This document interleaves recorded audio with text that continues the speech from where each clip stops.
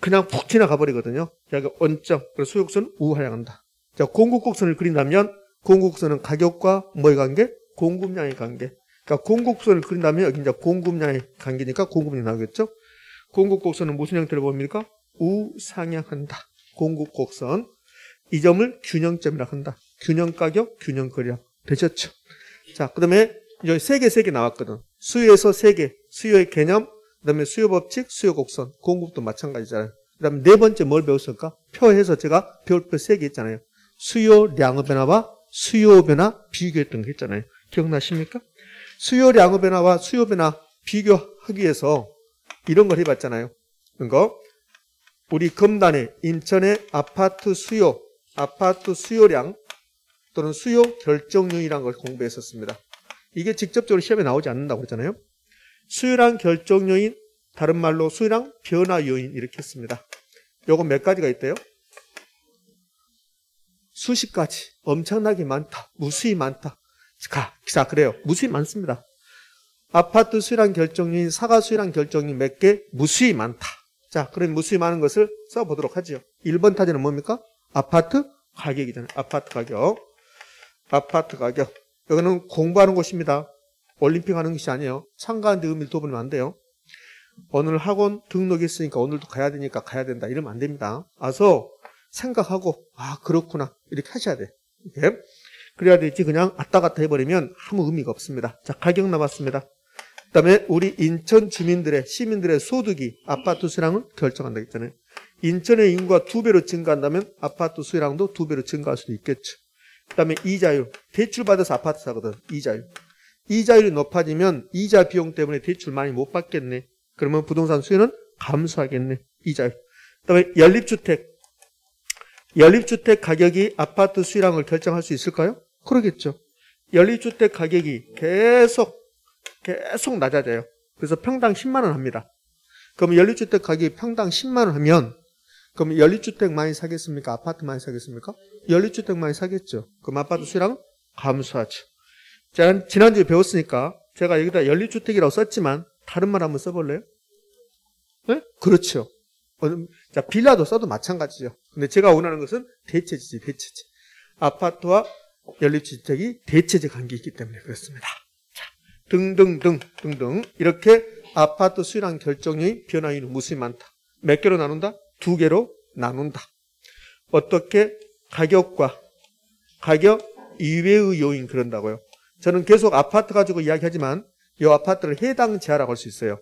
그러니까 해당 제하라는 것은 우리가 수요량을 분석하는 제하, 해당 제하. 그럼 어떤 제하의 수요량 결정 요인은 해당 제하의 가격 이렇게 할 수 있다고요. 그 제하의 가격 이렇게. 가격과 가격 이외의 요인. 가격이 변하든 아파트 가격이 변하든 가격 이외의 요인이 변하든 아파트 수요량은 변하게 되어 있다. 기억나시죠? 그런데 이 가격이 변해서 수요량이 변하면 이름을 뭐라고 한다? 아파트 수요 변화라고 합니까? 수요량의 변화라고 합니까? 수요량의 변화다 이렇게 있잖아요. 수요량의 변화다. 자, 반면에 가격은 그대로 있는데 가격 이외의 요인. 이 가격 요인이 변해서 수요량이 변화했답니다. 그때는 아파트 무슨 변화? 수요 변화다. 양자가 빠진다는 거지. 이렇게. 오로지 아파트 가격 변했을 때만, 아파트 가격이 상승하거나 아파트 가격이 하락했을 때만 아파트 수요량의 변화라고 한다. 그럼 아파트 수요량의 변화, 수요량의 변화 원인은 오로지 아파트 가격 변화밖에 없다. 그래서 아파트 가격 변화인데 이걸 나누면 아파트 가격 상승, 아파트 가격 하락. 또는 가격 대신에 임대료를 쓸 수 있으니까 임대료 상승, 하락만 요 수요량의 변화다. 그럼 수요 변화는 무수히 많기 때문에 다 말할 수 없다. 그래서 가격 이외의 요인 변화 이렇게 표현할 수 있다. 의미하셨죠? 이렇게.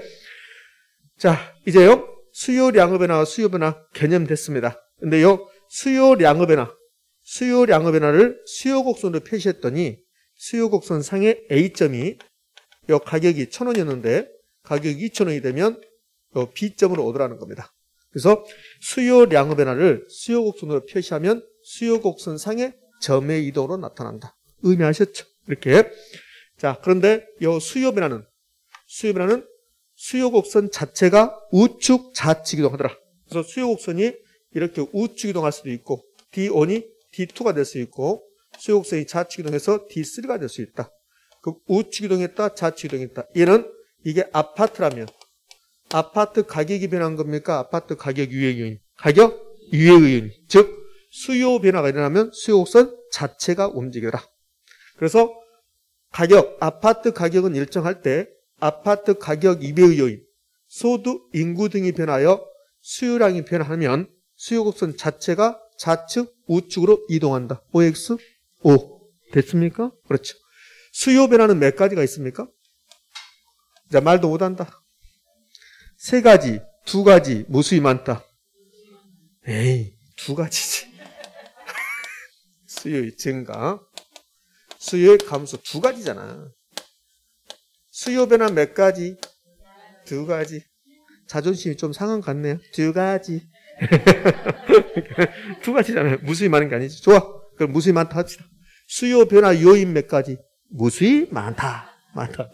수요 변화는 2가지다. 지난주도 많이 속았잖아요. 그렇지. 다음 주 또 물어볼 겁니다. 다음 주 물어봐서 자존심 매우 상하다 그러면 개인적으로 오십시오. 제가 미안하다고 할게요. 이 2가지입니다. 2가지. 수요 증가, 수요 감소.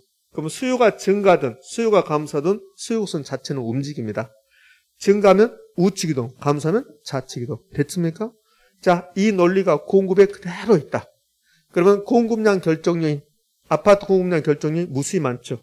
가격과 가격 이외의 요인. 근데 공급량 결정 요인에서는 소득, 인구 이런 게 나오지 않는다. 생산 요소의 가격, 생산 기술 이런 게 나온다. 그럼 오로지 아파트 가격 상승 하락했을 때만 아파트 공급 양의 변화를 한다. 그러면 생산 요소의 가격이 변했다. 생산 기술이 변했다. 그래서 아파트 공급량이 변했다. 이때는 아파트 공급 변화를 한다. 그럼 아파트 공급 양의 변화가 일어나면 공급 곡선 상의 점에 이동한다. 아파트 공급 변화가 일어나면 공급 곡선 자체가 움직인다. 공급 변화 몇 가지? 2가지. 공급 증가와 공급 감소. 그럼 공급 증가했다. 공급 곡선이 어디로? 우측 이동한다. S1이 S2. 공급이 감소했다. 공급선 좌측 이동한다. S3. 수요든 공급이든 증가하면 우측 이동, 감소하면 좌측 이동. 됐죠? 여기까지가 수요 공급에 관한 거예요. 수요 공급. 그러면 이제 균형 배워야죠. 균형. 자, 여기까지 따라오셨으면 이제 공부된 거예요. 너무 잘하는 거예요. 여기까지 따라오셨으면. 자, 여러분들은 또 새로운 것을 기다리니까 빨리 정리하고 새로운 것으로 가자고요. 오늘 탄력성 배워야 되니까. 자, 그러면 지금까지 했던 게 그림으로 표시하면 수요 곡선, 공급 곡선. 이게 수요 공급 배운 거야, 지금. 그러니까 수요 공급, 유량 개념, 사전적 개념 다 했습니다. 그걸 그림으로 표시하면 딱 이렇게 표시하는 거, 수요 곡선. 공급도 마찬가지로 공급을 이렇게 합니다. 이 점이 수요자 마음과 공급자 마음이 일치하는 점. 그것을 균형. 이게 뭡니까? 시장에서 균형. 그럼 시장에서 균형 상태에서 가격 결정, 균형 가격. 거래량 결정, 균형 거래량. 이 상태에 있었는데 우리는 금방 배웠네요. 수요가 변하고 공급이 변할 수 있다고 그랬죠. 그럼 수요가 변하면 수요곡선 자체가 움직이나요? 그렇죠. 공급은 그대로 있어. 근데 수요가 변화했다. 수요 증가나 수요 감소. 그럼 수요 증가하면 수요곡선 어디로? 우측 이동. 이렇게 D1이 D2가 되는 거야. 원래 균형점이 E1. 그러면 이 E1의 균형점에서 균형 가격 1,000원. 균형 거래량 100개. 이 상태에 있었습니다. 근데 이 상태에 있었는데 수요도 변하지 않고 공급도 변하지 않는다. 수요 불변, 공급도 불변이야. 수요 일정, 공급도 일정이야. 그러면 계속 이 상태에 있는 거야. 계속 부동산의 결혼 37.5 불합격. 그렇죠? 부동산의 결혼 계속 37.5 그럼 이 상태에 있는 거지. 그럼 불합격이지. 37.5면. 민법 100점 맞아도. 그렇죠?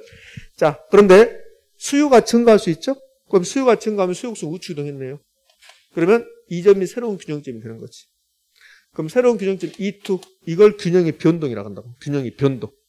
그럼 균형의 변동의 원인은 수요 변화, 공급 변화. 수요 변화, 공급 변화. 이렇게. 그럼 이제 균형의 변동시키는 것을 2가지가 있는데 수요가 변화했다. 공급은 그대로 있는데 수요가 변화했다. 이 수요 변화 몇 가지가 있대요? 2가지. 수요 증가. 수요 증가와 수요 감소가 있다. 그럼 수요 증가한 게 지금 이 그림이야. 수요 증가한 게. 수요곡선 우측 이동. 공급 말이 없죠?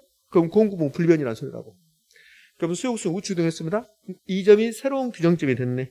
그럼 새로운 균형점에서는 가격이 올라갔습니까? 거래량 뭐 했다?